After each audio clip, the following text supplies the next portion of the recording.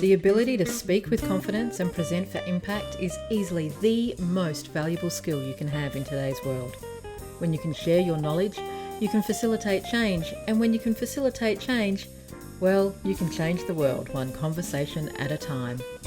But most people think they can't speak articulately, confidently, or with impact. They get choked up by nerves, they lose their words, or that dreaded imposter syndrome shuts them down. Well, I'm happy to say that speaking is a skill that anyone can learn, yes, even you. And that's exactly what this podcast is all about. My name is Kat Matson, and welcome to Speaking with Confidence. Well, hello, and welcome to episode 106 of the Speaking with Confidence podcast. My name is Kat Matson, and I am your host, and thank you for joining me for another episode. This episode comes to you right off the back of the Speaking with Impact workshop series, which was the biggest yet.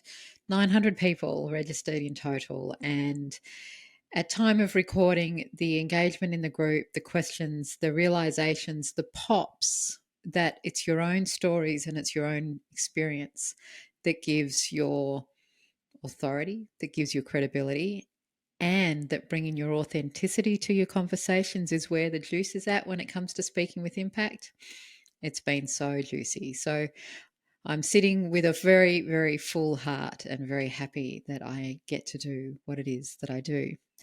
Now, in today's podcast, I have brought in one of my Impactful Presenters program alumni and Impact Club members.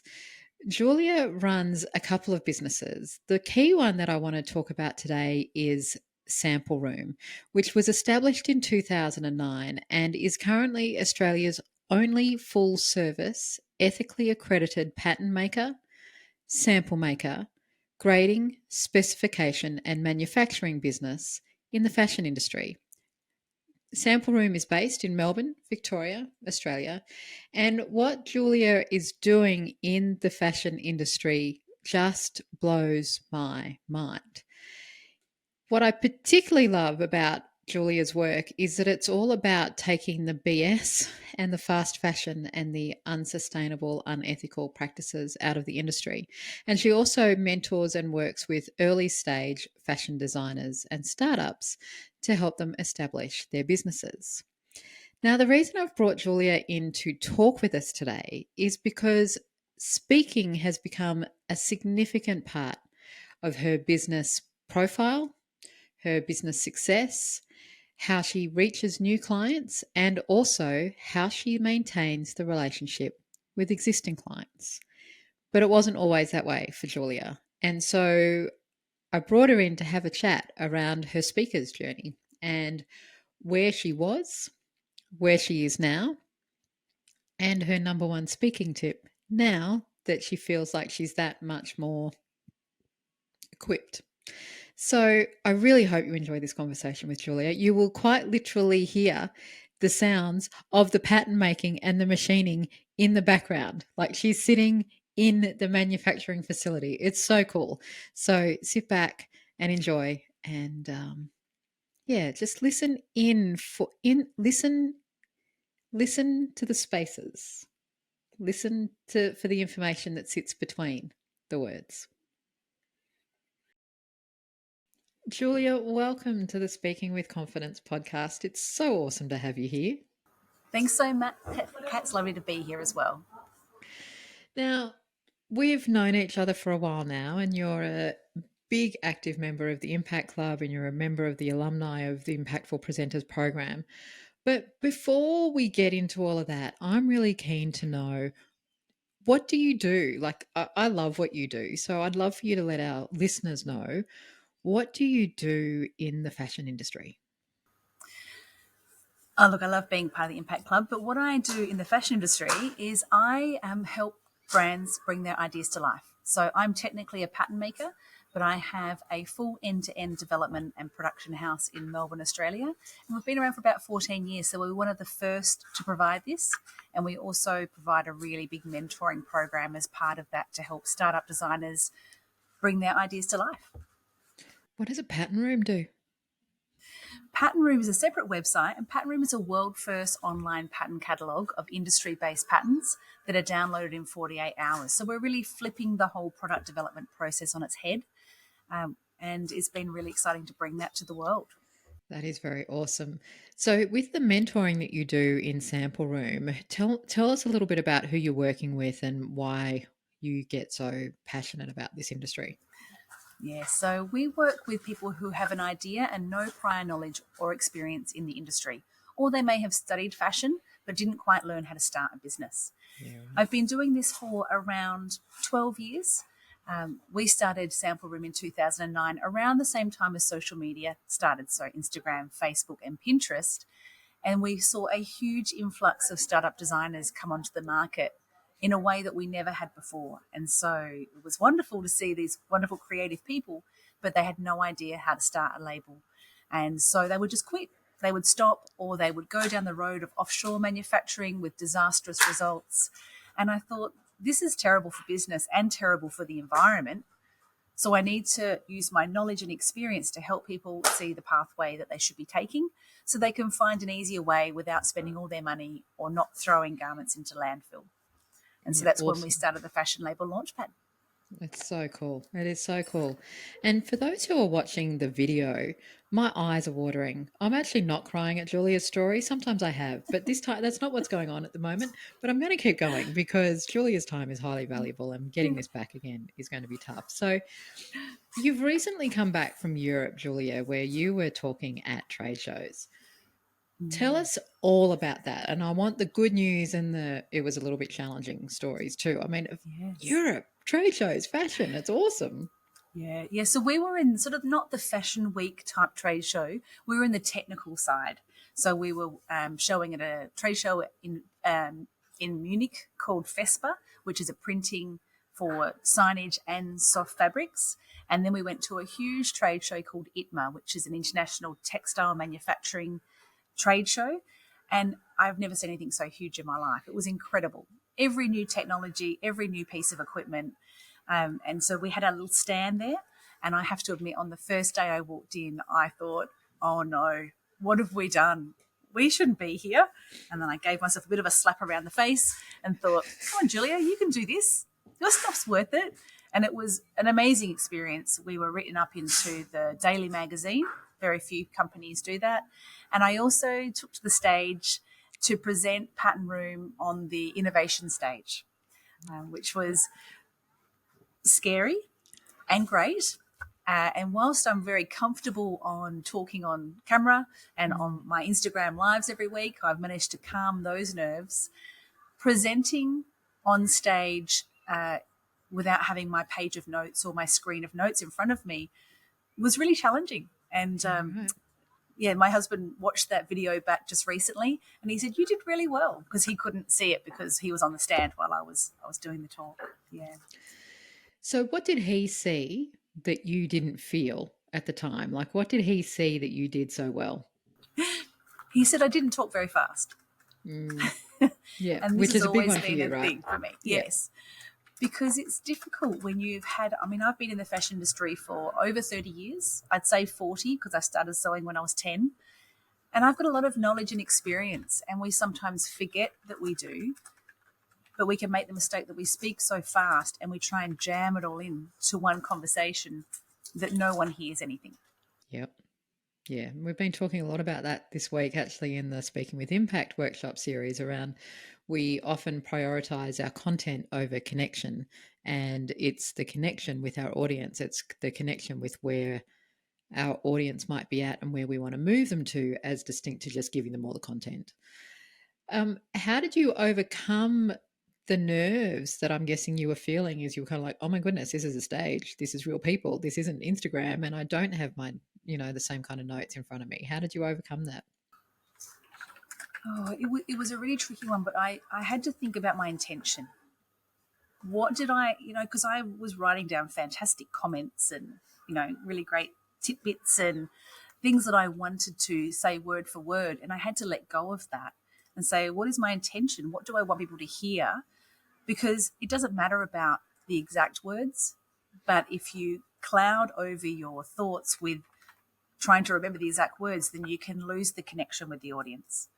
So I would say that what I was very proud of myself when I finished my presentation is that I made eye connection with people. And I looked around the room and I was able to smile at people and connect with them in a way that you can't do if you're looking at a page.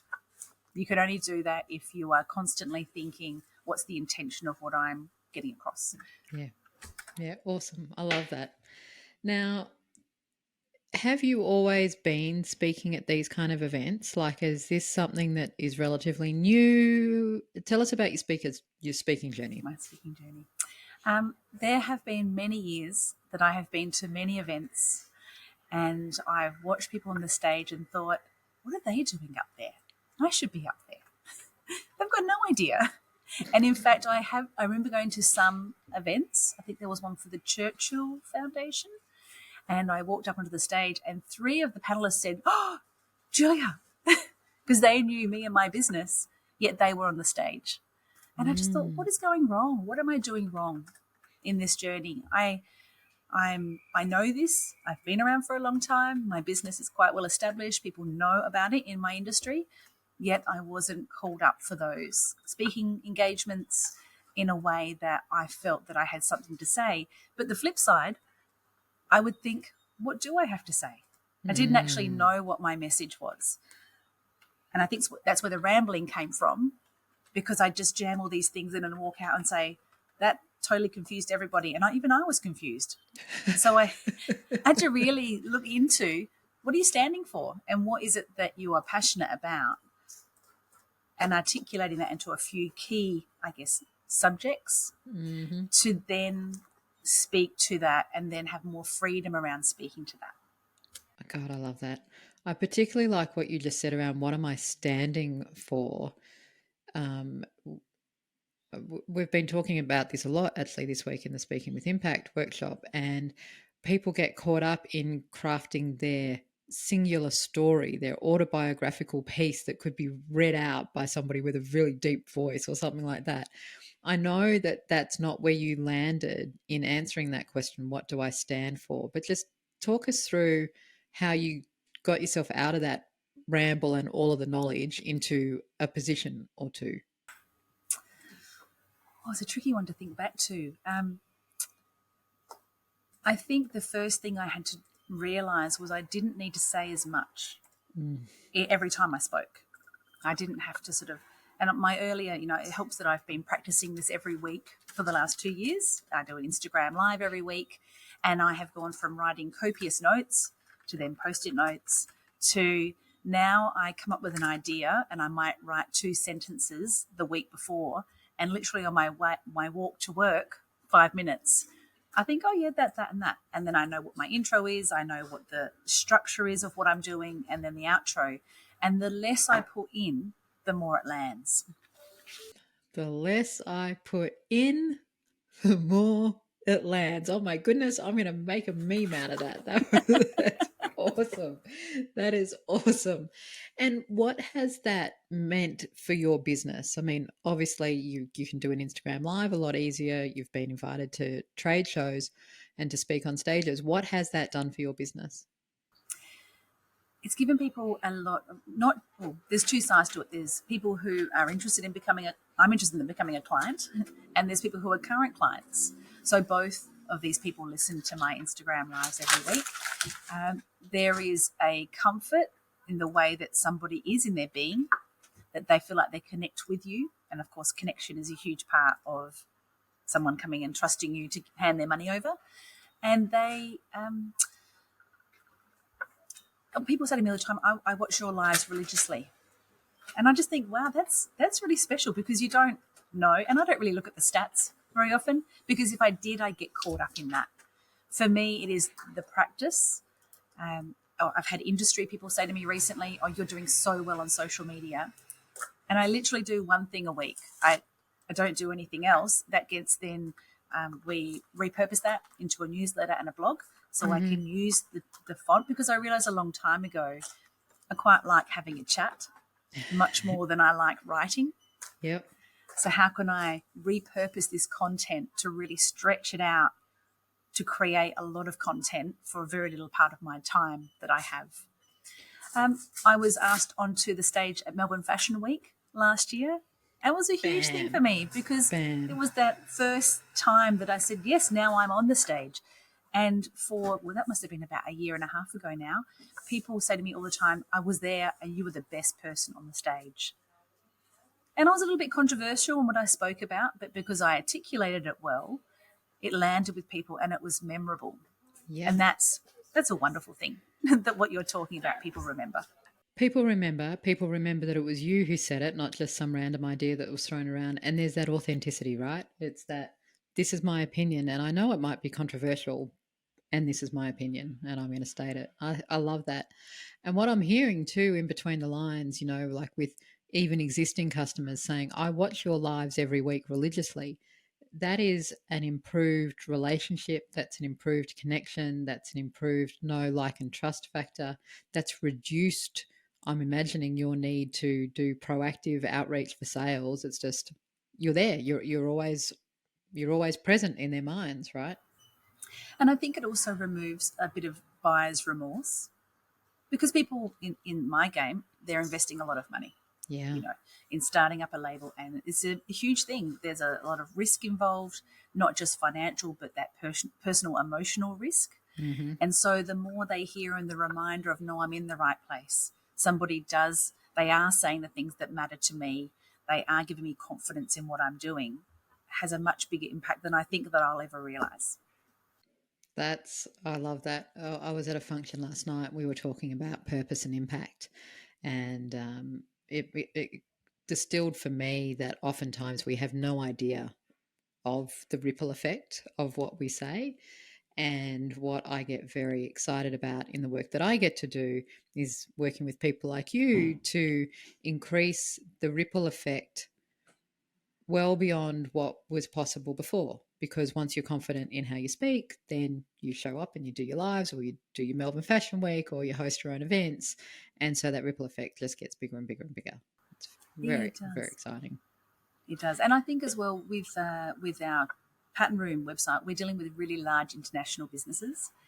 And so I feel that the people that I'm speaking to have confidence to then introduce me to people further up the chain Mm, because they've seen how I present. They think, no, this is good. We can recommend her to do a webinar or present to our people because she'll hold them in a good space. It won't be embarrassing, or it won't be fluffy, or it won't be a barrage of information that doesn't make sense because I've experienced that before. so powerful. Has it translated then too into how you do meetings as well, like how you do a sales call or how you do one-on-one conversations, even with your team? Like, have your speaking skills infiltrated there as well? It has, definitely. I think that I would say horrible jittery nerves, the feeling that your voice was fluttering and, Mm, the butterflies in the tummy, I don't feel that as much anymore. And I don't think I realised till just now that I don't have that as much anymore because it's just a quiet evolution, isn't it? yeah. As you go through the process. And it's not till you look back on what was it like beforehand and you think, wow. But the other area that's really shown up for me is um, there were some people that I would be around in social settings that I would have those nerves, Yeah, right. and I don't have that anymore. And I think that's it's just how you show up in the world. Sometimes you think people, do they see me for who I am, or do they feel something that detracts them from connecting? Mm. And so that's eliminated, and therefore you're just you.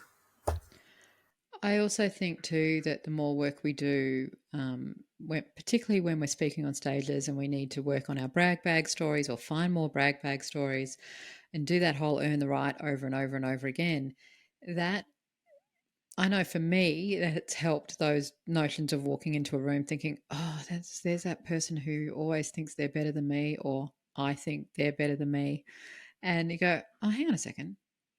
I've got my earn the right. Like I've been talking about this, and I when she says to me, how have you been? What have you been up to? You can really quickly pull up some current brag bag stories because you've just developed that habit of this is what I do, this is how I help, and these are where the stories are, right? Absolutely. I love that. What there was something else and it's just left my head. It's just left my head. What is your number one speaking tip? What like if you're now providing guidance to particularly your clients who are going through your mentoring program, what's your number one speaking tip for them? I think it's simplify the message down. Mm, Take away that you don't have to jam as much in, and less is almost better because you can really expand out on that and give those spaces in between for people to just stop and think, oh, yeah, that applies to me. I love that. Give the spaces in between to let people think. There's I've often said that music happens in the spaces in between the notes. And it's the same with the conversation. You need to leave space for the realization, for the insight, for the, oh, oh yeah, that helped me too. Awesome. Julia, this has been such a rich conversation, even with the distraction of a teary and sore eye. um, and what I love the fact that we can hear the machinists in the background. Yes. Like like quite literally hearing stuff being made. It's awesome. It's awesome. And I think what I've loved here too is you found a way to tell your story in order to attract more people and influence the industry. Like, you're not just doing this from a sales perspective, you're shaping the industry. And it's all from just getting present to how you show up, to how you speak, to slowing down, and to how you layer your messages. So congratulations to you. That's a fair amount of work and a fair amount of presence. Thank you very much. Thank you. And thank you for your help in doing that, in clearing the way. And, I started off my journey, and I think it wasn't until I went through the program the second time, because the first time was just clearing all the muck of the way, like wading through it and thinking, oh, I can't do that. I can't do that. I'm not sure. And then I came back and redid the program Mm, again and went, oh, this is really clear to me now. And then it's just been a upward trajectory. yeah, it's awesome. Now, if people want to watch your Instagram lives, where Mm-hmm. can they go?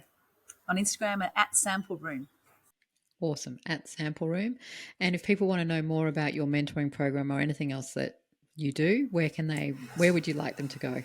They can find our website at sampleroom.com.au. We have a startup page that has a link to either our true cost of offshore versus onshore masterclass or our Start Your Local Fashion Business Workshop, where we introduce you on what we do. Start your local fashion label workshop. Having worked in the startup ecosystem for many, many, many years, I know how valuable and how powerful your work is in the fashion space. Um, you know, startup ecosystems are often full of, I'm going to say, myths and big stories, and that's very true. It can be very true in the fashion industry. Oh, you just need to design a dress and you'll be fine.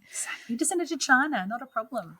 Not a problem at all. Yeah. So, yeah, if you are in any way interested in starting your own fashion label or understanding how the industry works, and I highly recommend you go and check out um, Sample Room. I keep getting the websites confused. Yes, it's a bit tricky. They're a bit too similar, aren't they? Well, only because I know you so well. It's all good. Julia, thank you for joining me on the Speaking with Confidence podcast. I really appreciate it, and congratulations again. It's awesome to hear of your success. Thanks so much, Kat. We'll see you soon. Bye. Bye. How good was that? There are so many pieces that I love about Julia's story. That feeling that she was having of sitting at industry events going, why are they on stage? Why are they on stage? Why aren't I on stage? Then the work that she put into finding her position and her message and then putting herself out there. And now that confidence that she has to just think of a topic and go live on Instagram. But probably my biggest one, the biggest thing that makes me smile the most is say less, say less, say less. So I'm going to say less and just let the goodness of that discussion settle in. Now, as I mentioned at the top of the episode, I've just finished up the Speaking with Impact workshop series. And right now, if you're listening at broadcast date, doors to the Impactful Presenters program are open. So if you too have sat in industry events going, how do I get up on that stage? And if you too find that you maybe speak with a few too many words and drown your audience in all of the things, then do what Julia did and come and join us in the Impactful Presenters program. It is really, truly life-changing. If you've got any questions about this episode, then please head over to the Speaking with Confidence Facebook group. That's just search for Speaking with Confidence on Facebook and go ahead and ask me any question. And in the meantime, keep enjoying yourself. Just keep doing your thing. Authenticity is the key, and it just keeps coming home to me over and over and over again. So I'm not sure who I'm bringing you next week for the next Speaking with Confidence episode, but until then, here's to confidence and here's to impact. I'll see you really soon.